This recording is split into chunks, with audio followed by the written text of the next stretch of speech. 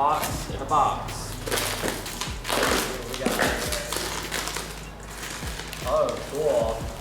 Check this out.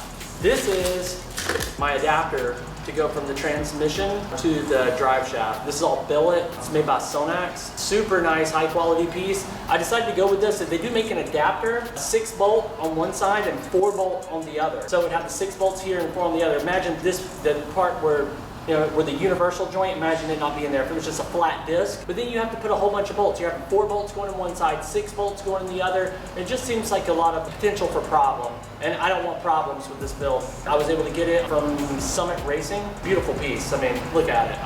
I'm really excited about this because I've been waiting on this.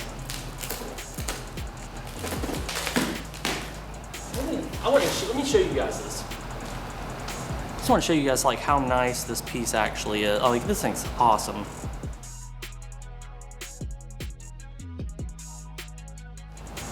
Okay, so this is some wire that I ordered. It's some fuel pump wire. These are some fittings that I ordered.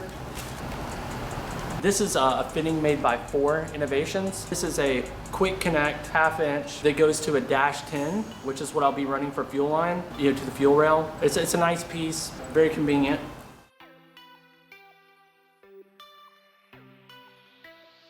Brand spanking new Walboro or TI Automotive now, 525 fuel pump. I don't know if you guys can see that. Maybe it's clear, maybe it's not.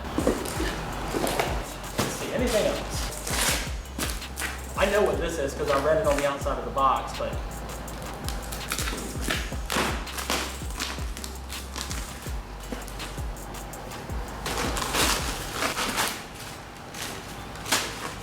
oh yeah. This is our new shifter.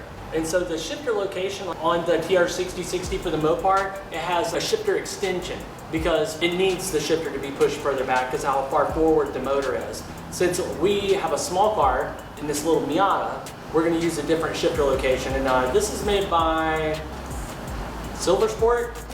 We picked this up from them. It's a nice piece. They're one of the only people that make one. You know, it basically will give us a typical top load shifter like you'd see on most manual transmissions. 2 bolt shifter. I did save the shifter from Hellcat transmission originally, and so it also is a 2 bolt style design, like, you know, like a long or a Hers shifter. And so I'm gonna use it, and I think it'd be kind of cool having the Hellcat shifter in the Hellcat Miata, Hell Kitty, Hell Dresser. I've heard a lot of names. You guys have come up with some really good names. I kind of like the Hell Kitty one. It kind of sounds like Hello Kitty almost, kind of funny. I've heard Hell Kitten, that was another one. Hell Dresser from Hell, that was pretty funny. That's it for this unboxing. As I said before, earlier in the video, we do have a lot more stuff coming. We are starting to get to a point where until all of the stuff that I need comes in, I can't utilize all of it. So it's like I have like part of my brake order here, so I can't install the brakes yet. And then I have like part of my rear end setup, but I don't have all of it. And then I have part of my suspension, but I don't have all of it. You know, I don't have all my AN fittings in yet. It's just the waiting game, and I hate waiting on car parts. I know you guys do too, so you guys know the struggle. You know, we're not gonna let that like get me down or nothing like that, or get us down, you know, as this build progresses. So, this is our new shifter from Silvers. We're going to be installing it onto the transmission right here. Trim it. So we're going to just disconnect these real quick.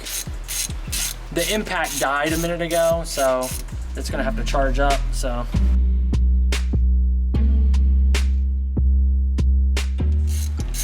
I can smell gear oil already. Yeah. My favorite smell in the world, said no one ever. No one likes the smell of gear oil. Actually, it's not even just gear oil. So these Tremec transmissions right here that I'm about to take apart, these actually run ATF. They actually don't run gear oil. Regardless, it still doesn't smell good. I'm trying to be really careful right now for the gasket. So check that out. Interesting. So what it come with was this little bushing right here. And the bushing is actually going to go onto this. I believe it's going to sit like that. This thing didn't come with any instructions, so yep. So it's going to take a minute. Let me see. No, I hate to break something off and have it fall in that hole.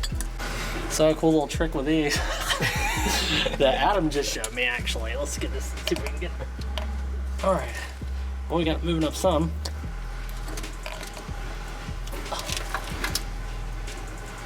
Now I'll grate it with the pliers a little bit and see if it'll shake out.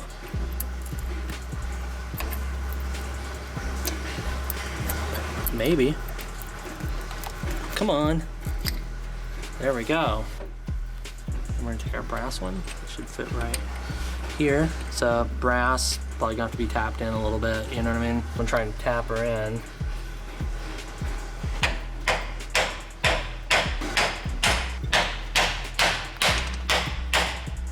There she goes.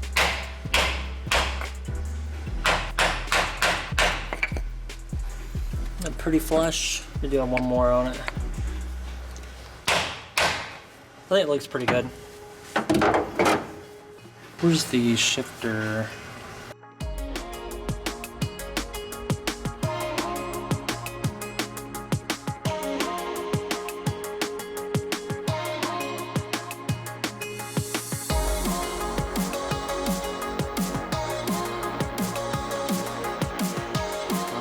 That would be that.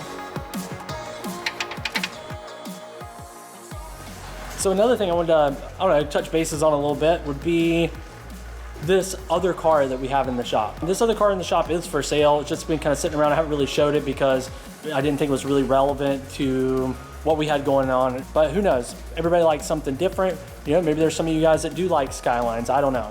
But this car is for sale if anybody wants to buy a Skyline. It's like an RB24 door, 5-speed manual. It's kind of cool car. It's got a couple of neat things on it here and there. Regardless, I just want to show it to you guys in the video because I've never really like showcased it at all. So here she goes. It's just on some 350Z anniversary wheels. It's like a right-hand drive. Yeah, a GTR style bumper. Front mount intercooler. You guys can see. It has a budget paint job on it, but it looks way better than what it looked like before. Let's show you the inside. Inside's not bad. Like doors pretty nice, seats are pretty nice, right-hand drive. You can see where somebody had some gauges, like over in Japan they had gauges screwed in, and there was like this gauge over here. It's like a old school Blitz gauge from the 90s. And you know, even the back seat's in really good shape. I know this video's not that great, you know, because it's kind of dark, but typical R32 Skyline dash peeling up right here. As you can see, they all do that. But anyways, just wanted to show you guys about that. Somebody asked about it, so that's it. That's a Skyline. It's like a 90, 91 R32 4-door. But if you're interested, you know, hit us up in the comments. So I already know what this package is. This is a pretty cool package. I've been waiting on this one, but not too long. This is from a company called Schwartz Performance, and they make a really, really cool product for the Hellcat swap here. Okay, well, this is pretty cool. So we were making our own motor mounts, and so we'd like cut out our own plates and stuff. And then he ended up saying, oh, well, you know, we CNC cut ours. And so he sent us some CNC ones, you know, laser CNC, which was kind of cool of him. It was really cool of him, actually. And boom, boom, boom, boom, boom, boom.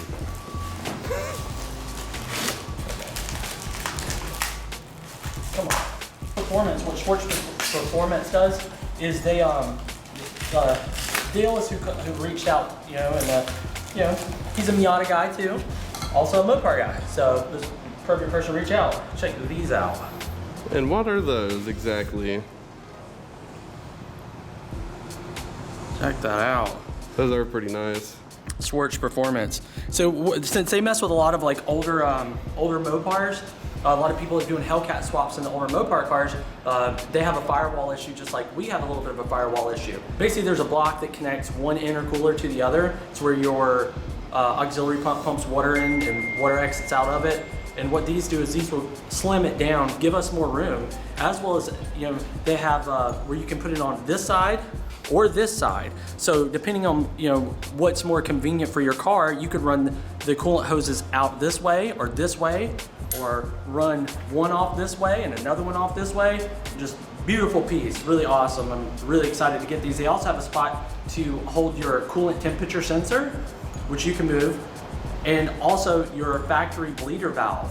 Now there is another company that makes something like this, but they don't have it like that. So these are just, I'm like, of all the parts I've gotten, I know this seems small, but I really like these. So if you do a Hellcat swap, check out Schwartz Performance. These are awesome. But that's it for our unboxing for today, I guess. Yeah, so what we're gonna do now is we're gonna get started on the rear end, which that 8.8 right there is going in there.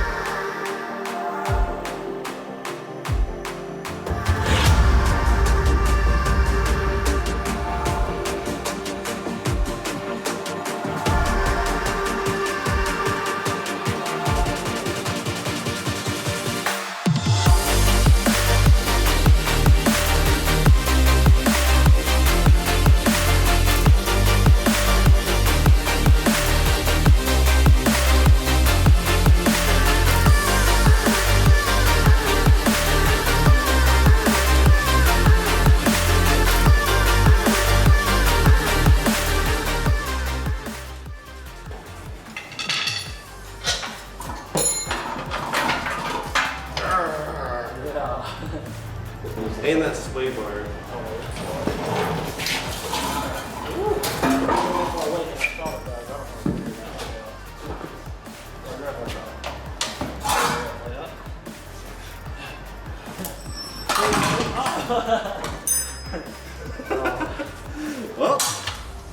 Well, this axle came out.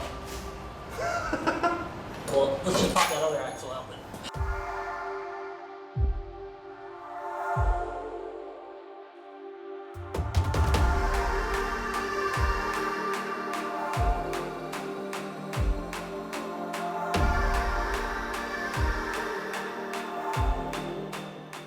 All right, so we're gonna install our rear mount.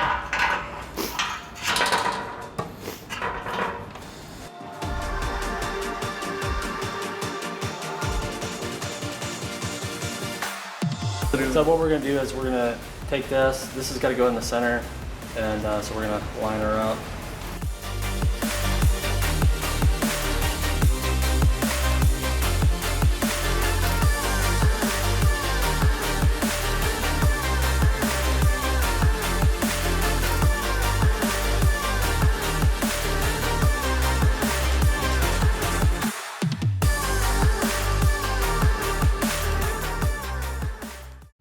Mike's got his spectacles on.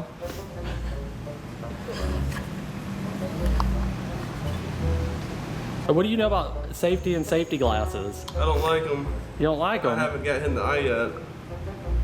You don't want that though, do you? Nah, I do the little trick. It's called don't shave your eyelashes like a lot of people do, and just keep your eyes squinted. And Shave their eyelashes? Yeah, people do that? Absolutely. You should try it. Uh-huh. But you squint your eyes and your eyelashes count as like a web, or acts as a webbing. Uh-huh. So what we're doing is we're going to clean this up so we can weld it. So let's get to it.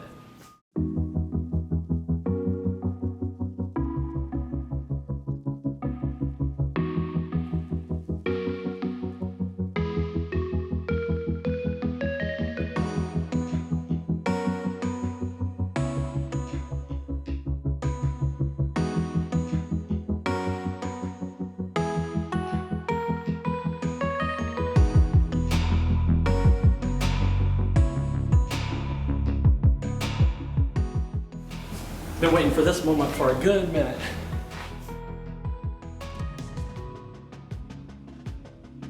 This thing's all aluminum, so it's actually not that heavy. It's pretty cool.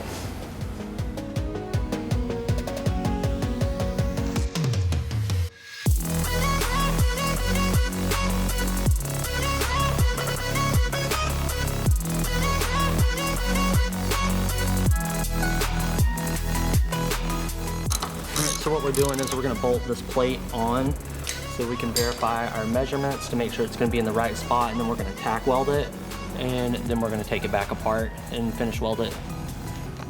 Time to melt some metal.